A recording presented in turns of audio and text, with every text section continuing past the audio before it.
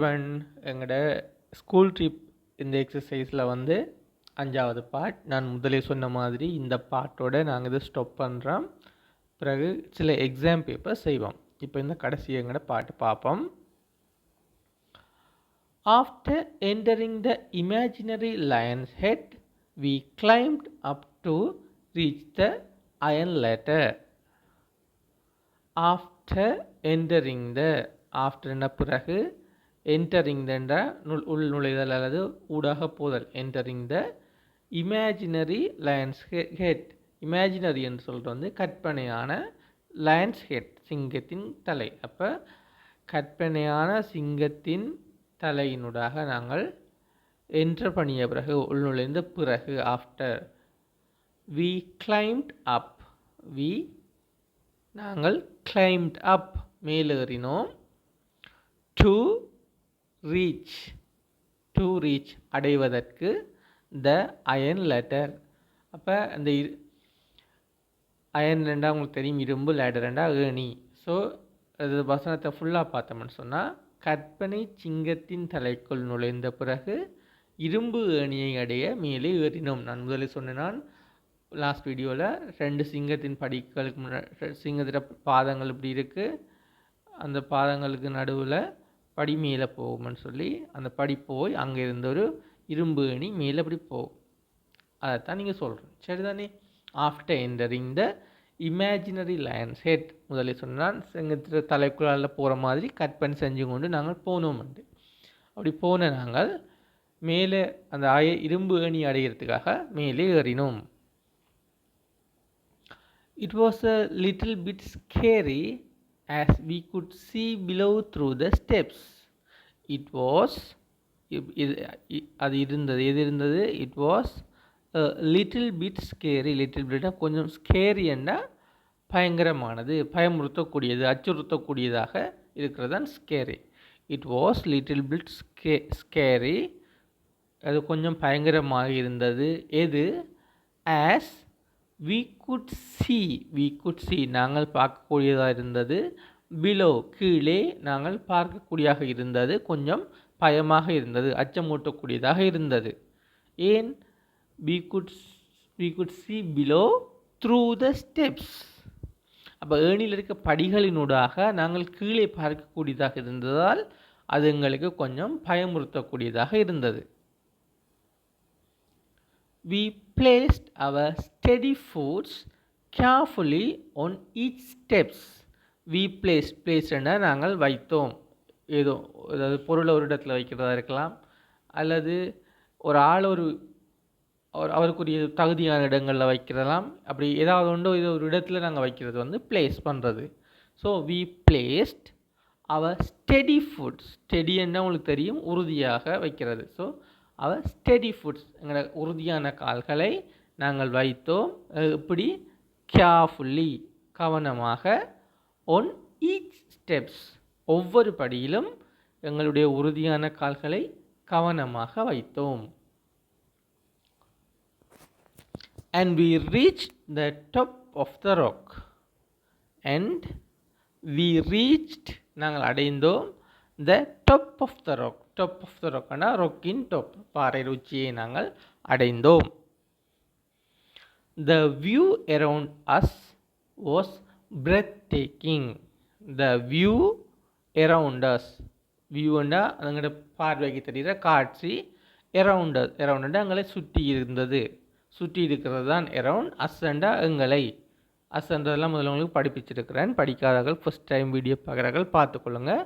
த view around us, எங்களை சுற்றி இருந்த அந்த காட்சி வாஸ் இருந்தது. அப்படி பிரெத் டேக்கிங்னு சொன்னால் ஒரு விஷயத்தை நாங்கள் பார்த்து ஆச்சரியப்பட்டு பிரமிச்சு போகிறதான் வந்து பிரெத் டேக்கிங். ஸோ எங்களை சுற்றி இருந்த காட்சி வந்து பிரமிக்க வைத்தது. It look like all the land around us was covered with green velvet.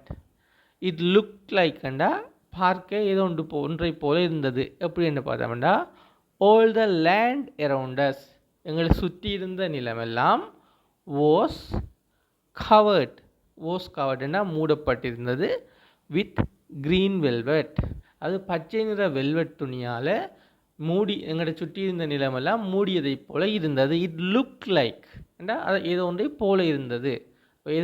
எதை போல இருந்ததுன்னு பார்த்தோம்னு சொன்னால் எங்களை சுற்றி இருந்த இந்த நிலமெல்லாம் க்ரீன் வெல்வெட்டால் மூடப்பட்டது போல் இருந்தது.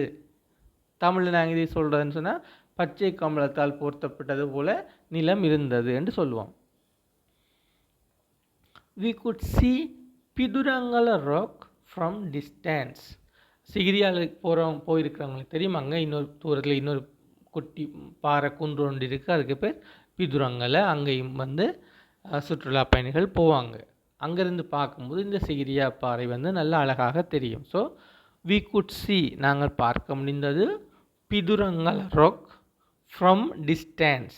ஸோ தூரத்திலிருந்து எங்களால் பிதுரங்கல் இந்த பாறையை பார்க்க முடிந்தது. There were several ruins on top of the Sigiriya rock. There were several ruins மேலே இருந்தது, அங்கே இருந்தது. ruinsன்றது பழைய கட்டிட இடிபாடுகள், சிதைவுகள். So there were several ruins on top of the Sigiriya rock. Sigiriya பாறை உச்சியிலேயே நிறைய இடிபாடுகள் இருந்தன. We could easily guess there were several buildings including palace. என்றா பேலஸ் உட்பட, அரண்மனை உட்பட. there were several buildings, அங்கே பல கட்டிடங்கள் இருந்திருக்கும். இன்க்ளூடிங் பேலஸ், சரிதானே? இன்க்ளூடிங் பேலஸ், அரண்மனை உட்பட பல கட்டிடங்கள் இருந்தன. we could easily guess, நாங்கள் இலகுவாக கெஸ் பண்ணக்கூடியதாக இருந்தது. we could easily guess there were several buildings including palace. அரண்மனை உட்பட பல கட்டிடங்கள் இருந்ததை நாம் எளிதாக யூகிக்க முடியும். கெஸ் பண்ணுறதுண்டா அனுமானித்தல் அல்லது யூகித்தல். and the ponds are still filled with water. பொண்டுன்றது குளங்கள், குட்டைகள், அதாவது குளங்கள். and the ponds are still filled with water. still என்றா இன்னமும், filled with water என்றா நீரால் நிரம்பி இருக்கின்றன. ஸோ அங்கே இருக்கிற குளங்கள் இப்பவும் தண்ணீரால் நிரம்பி இருக்கின்றன. there was a big pond in the center and surrounded by several ruins. there was a big pond, அங்கே பெரிய குளம் இருந்தது. in the center, நடுவில் இருந்தது, மையத்தில் இருந்தது. and அந்த பொண்டு எப்படி இருக்கு, and surrounded by, சூழப்பட்டிருந்தது, by several ruins. அப்போ several ruinsஆல் சூழப்பட்டதாக மையத்தில் ஒரு பெரிய குளம் இருந்தது. இப்போ அதே வசனத்தை இங்கிலீஷில் இருக்கிறது அப்படியே தமிழில் ட்ரான்ஸ்லேட் பண்ணினா, மையத்தில் ஒரு பெரிய குளம் இருந்தது, அது பல இடிபாடுகளால் சூழப்பட்டிருந்தது. நான் உங்களுக்கு முதலும் சொல்லியிருக்கிறேன், இங்கே இந்த ப்ரெசன்டேஷனில் நான் தர இந்த ட்ரான்ஸ்லேஷன் மேலே இருக்கிற ஆங்கில வசனத்தை அப்படியே நேரடியாக மேக்ஸிமம் ஆங்கிலத்துக்கு இணையாகத்தான் நான் இதில் ட்ரான்ஸ்லேட் பண்ணி போட்டிருக்கேன். இது தமிழில் நாங்கள் இதே வசனத்தை சொல்லும்போது வித்தியாசமாக இருக்கும். all the ruined buildings were at various levels.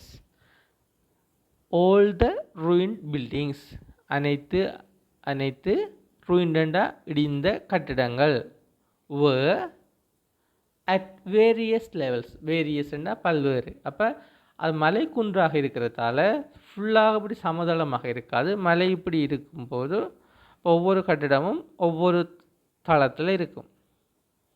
So all the ruined buildings were at various levels. and several staircases connected the buildings one to another. one to another என்றா ஒன்றோடு ஒன்று, ஒன்றிலிருந்து ஒன்று என்ற மாதிரி வரும். ஸோ and several staircases, பல்வேறு படிக்கட்டுகள், connected இணைத்தன, the buildings கட்டிடங்களை, one to another. அப்போ பல்வேறு படிக்கட்டுகள் கட்டிடங்களை ஒன்றோடு ஒன்று இணைத்தன. and there was a throne carved on the rock itself. there was a throne, அங்கே ஒரு த்ரோன்ன்றது சிம்மாசனம், இது அங்கே ஒரு சிம்மாசனம் இருந்தது. எப்படியானது சிம்மாசனம்? கார்வ்ட், செதுக்கப்பட்டிருந்தது. On the rock itself, அப்போ பாறையிலேயே செதுக்கப்பட்ட ஒரு சிம்மாசனம் அங்கே இருந்தது. இப்போ அந்த மலையில் இப்படி இந்த மலையில் இந்த இடத்துல செதுக்கி, உங்களுக்கு தெரியும் இயற்கையாகவே இருக்கிற மலையில் கோயில்கள் எல்லாம் கட்டுற மாதிரி இந்த பாறையையே குடைஞ்சி செதுக்கி ஒரு சிம்மாசனம் ஒன்று செய்திருந்தார்கள். The courtroom must be built around it. Courtroom என்றது அரசவை, அரசன் சபா மண்டபம் தான் courtroom. So the courtroom must be built, கட்டப்பட்டிருக்க வேண்டும். அரவுண்ட் இட், அப்போ அந்த சிம்மாசனத்தை சுற்றி அரசனுடைய அரசவை கட்டப்பட்டிருந்திருக்க வேண்டும். After walking around the palace ruins, we were taking rest. After walking around the palace ruins, palace ruins என்றா தெரியும். around the palace ruins என்றா அரண்மனை இடிபாடுகளை சுற்றி, after walking நடந்த பிறகு, அப்போ அரண்மனை இடிபாடுகளை சுற்றி பார்த்துவிட்டு we were taking rest, நாங்கள் ஓய்வெடுத்து கொண்டிருந்தோம்.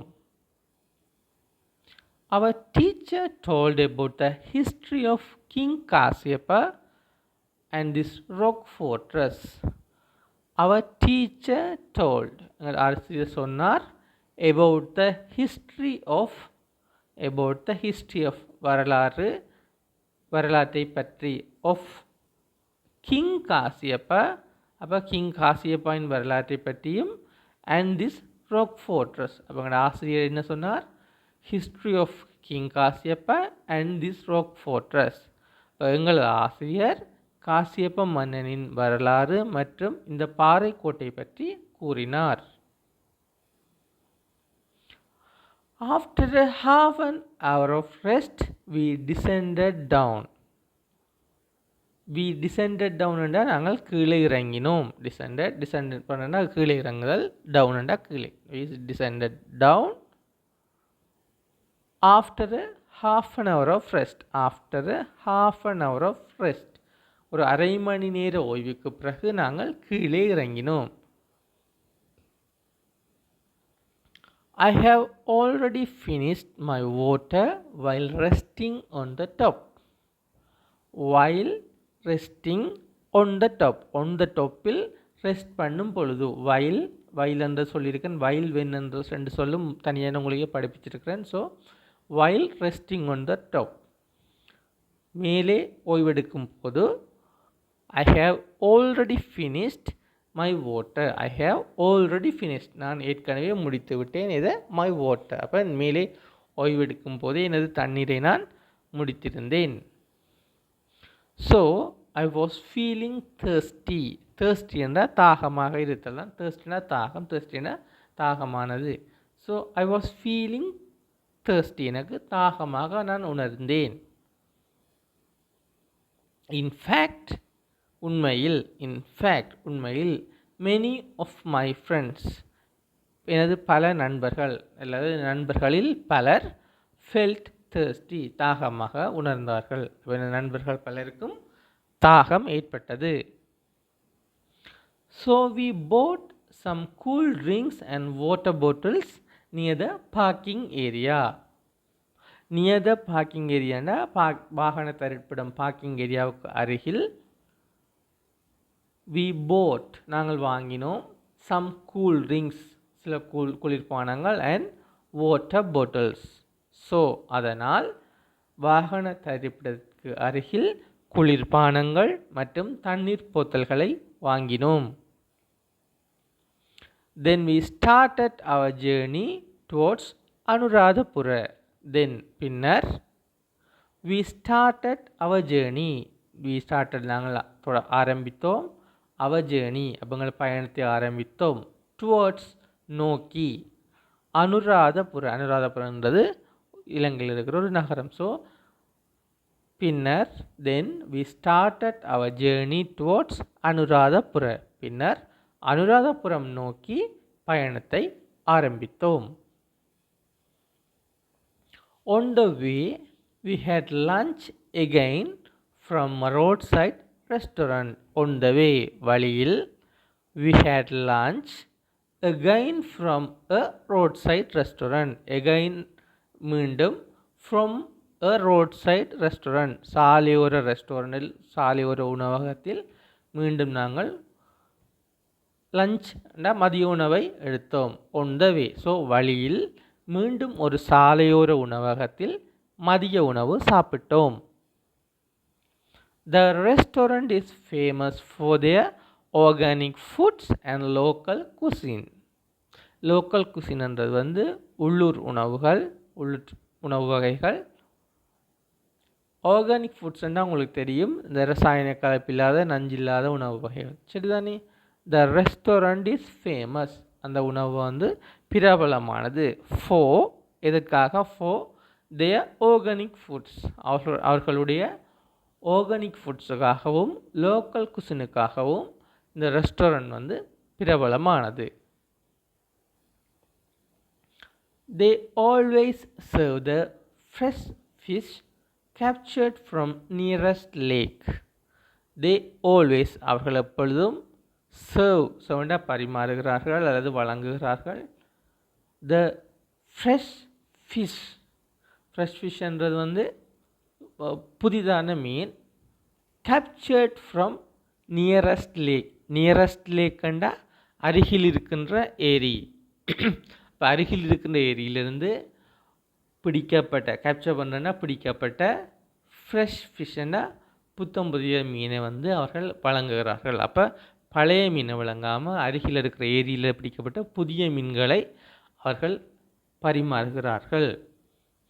They don't use plastic and artificial flavors for health reasons. They don't use plastic, அவர்கள் பிளாஸ்டிக்கை பயன்படுத்துவதில்லை. and artificial flavors, artificial flavors என்றது வந்து இப்போ உணவுக்கு வந்து சுவை ஊற்றுறதுக்காக பல்வேறு ரசாயன பதார்த்தங்களை அல்லது சுவையூட்டிகளை நாங்கள் வந்து பயன்படுத்துகிறோம். இவங்க வந்து அது எதுவுமே பயன்படுத்த மாட்டாங்க. எதற்காகண்டா for health reasons, சுகாதார பழக்க காரணத்துக்காக அவர்கள் வந்து பிளாஸ்டிக்கையோ அல்லது ஆர்டிஃபிஷியலான இந்த ஃப்ளேவர்ஸையுமோ அவர்கள் பாவிக்கிறதில்ல. அதோட மீனிங் என்னென்னு சொன்னால், அவர்கள் இயற்கையான மசாலா பொருட்களை தான் இங்கே பாவிக்கிறார்கள். We were served food in lotus leaves. லோட்டஸ்ன்றது தாமரை. அப்போ we were servedண்டா எங்களுக்கு பரிமாறப்பட்டது. Food in lotus leaves, food வந்து தாமரை இலையில் எங்களுக்கு உணவு பரிமாறப்பட்டது. It was a different experience for me.